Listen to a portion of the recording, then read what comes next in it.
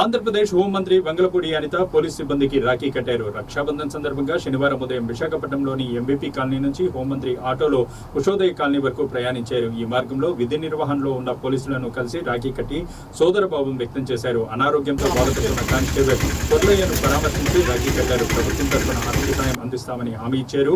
Auto driver Girish కు రాఖీ కట్టి ఆయన యోగక్షేమాలు విచారించారు.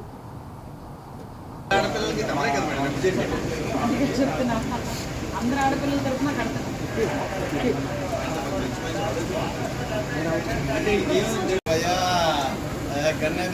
మేడం పర్సనల్ ఎప్పుడు ఏదో ఒక స్టోరీ చెప్తూనే ఉంటాడు. స్టోరీ చెప్తుంటాడా? ఏదో ఒక స్టోరీ చెప్తూనే ఉంటాడు. అది ఎక్స్పీరియన్సెస్ మన పాడే నుంచి వచ్చేటప్పుడు చెప్పాడు నాకు కూడా. నవ్వుకుంటూ వచ్చేస్తాం.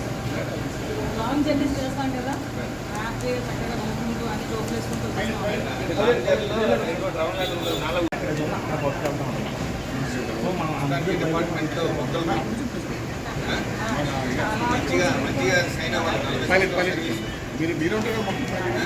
మీరు అదృష్టవంతులు ఎక్కడంటే నాకు 10 సంవత్సరాలు అయిపోయిన తర్వాత హోంమినిస్టర్ మేడం ప్రత్యక్షంగా చూడటం మీరు మొత్తం చూస్తారు.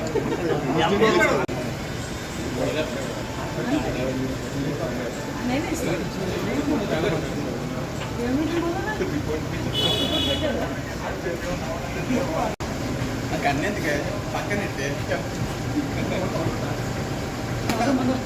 ఎవరు కనుకొడుతుంది? పరిశ్రమ ఏంటి? నీకు గంట కూడా కట్టాలండి. మేము అందరూ ఉన్నామని చెప్పడానికి నీకు వచ్చాం. ఓకేనా?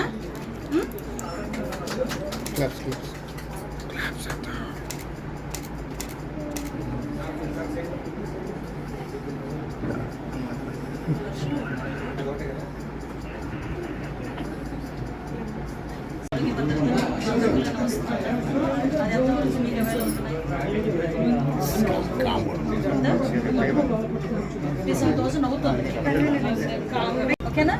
దానికి బాగా కష్టపడి చదవాలి. నాన్నకి బాగాలేదేమో అలాంటివన్నీ మనసులో పెట్టుకోవాలి. ఓకే, నాన్న హెల్త్ కేర్ నాన్న చూసుకుంటారు, అమ్మ చూసుకుంటారు, ఆయన భగవంతుడు ఉన్నాడు. మీ ఫ్యూచర్కి మీరు పచ్చిగా చదువుకోవాలి. ఓకేనా?